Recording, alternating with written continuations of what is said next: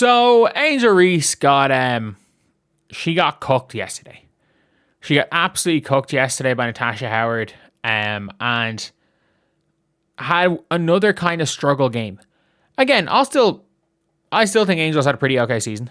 I think, to be completely fair, I don't actually think, of all the close games that Atlanta have won, I don't think they win a single one of them without Angel Reese. I think she has made key plays in the defensive end, and she is still one of the front runners for DPOY.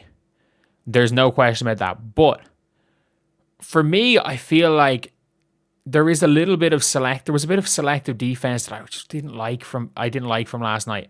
And again, am I hyper-analyzing a situation? Yes. Why am I doing that? Because Angel Reese is a relevant player. And the pick and roll was a struggle. And I think it's going to be really hard for teams to guard pick and roll. Like, I'm not looking forward to seeing how the Indiana Fever guards a pick and roll. If I'm Steph White, I'm refusing every single screen.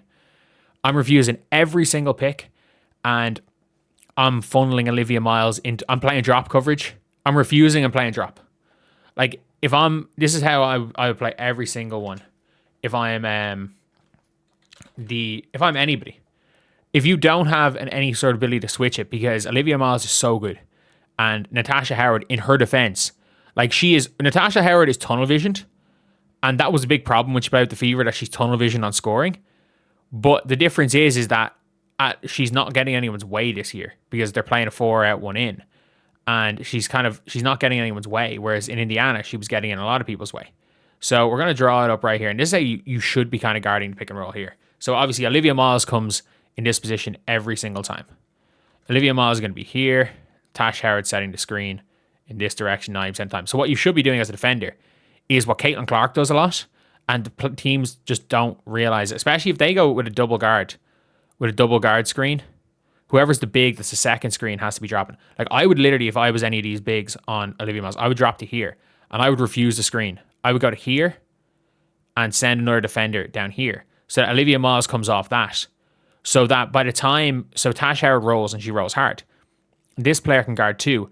And by the time Caitlin Clark or whoever it is gets back, whether it's Lexi Hull or Sophie, whoever it is gets back to Olivia Miles, then you can recover on Tash Howard. Because what you can't do is you can't send help from here because it's a one pass to a shot. You can't overhelp from here. You can't blitz the screen and then send help from here over to Tash Howard because then they dot the corner. They're a fucking good team. But I was very disappointed by Angel Reese's defense yesterday. Especially at the end of the game, the effort wasn't there. And it's the first time this season I'll always say that I didn't see the effort from Angel. I always feel like she's somebody that when she tries is the best defender in the league. But like, there are massive lapses in there have been massive lapses in effort over the 2 years. It's the first time I've seen it in Atlanta, so I'm not worried, but I'm going to talk about the game. But if you're looking at Natasha Howard here in a lot of situations, this is Ocott. There's a couple of these clips where it's like there's Ocott on the floor. And again, I'm not saying that Angel was the cause of this. Again, a lot of it is when she isn't on the floor, but it's just late in the game.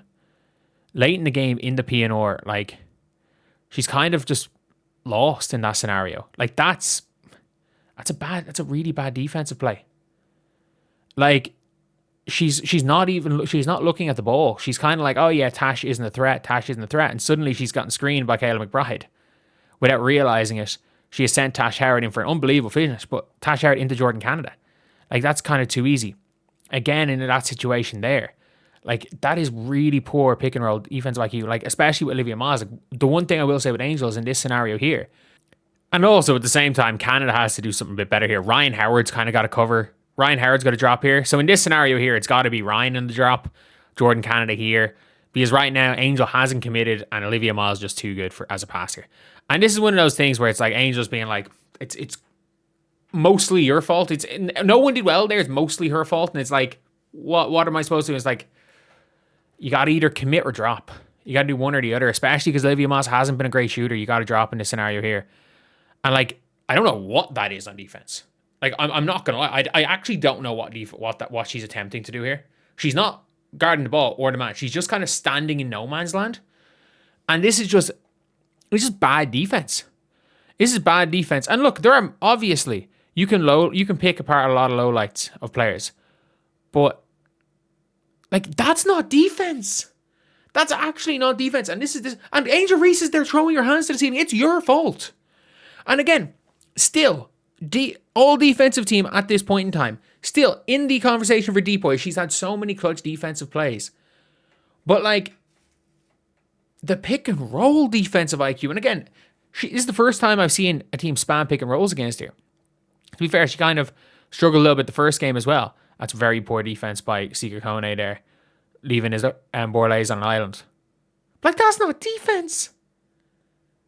Like, what is she trying to do here? Like, I'm sorry, in this scenario, what is she trying to do? She just jumped kind of nowhere. And also, what the fuck is Borlays trying to do? What is Borlays? Isabel Borlays getting cooked for no reason twice.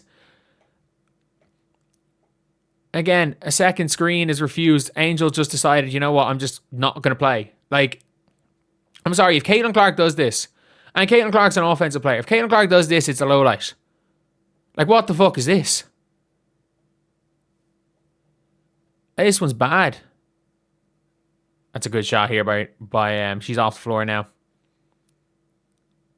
Again, like, too easy a switch. And again, this is a standard. This is a different standard she's being held to. And if you want to say, oh, I'm not holding other players to this standard, absolutely. I've said Angel Reese is the freaking DPOY. I've said Angel Reese the damn DPOY. So yes, I'm going to hold her to a different standard. And I think that's fair.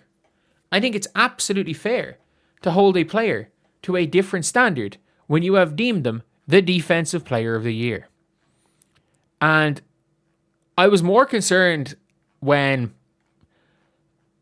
it kind of got late in the game and she got a really good steal to get it back to a 10-point game.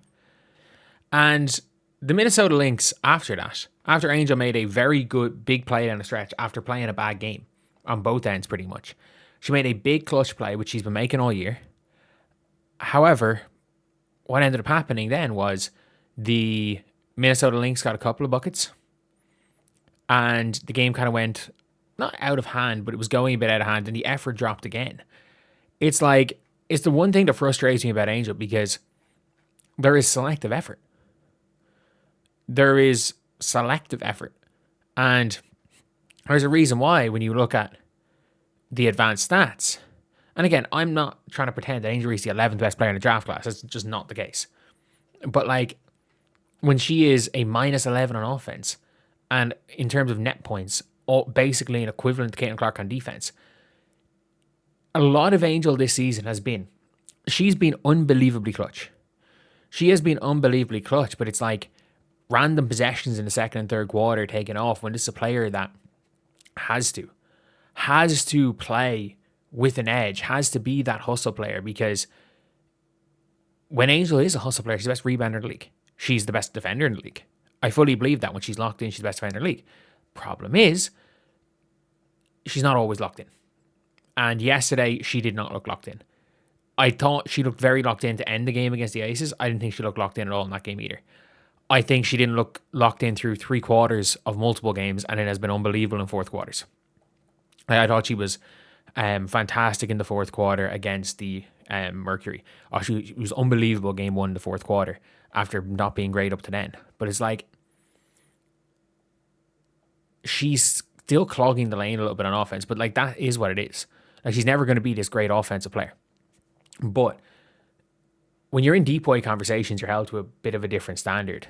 And for me, anyway, being put in those DPOY conversations, Angel's got to be called out for that game, just like people called out Caitlin Clark for a 28-7 game in game 1, because the effort just didn't look like it was there. The effort just didn't look like it was there for Angel Reese at all yesterday.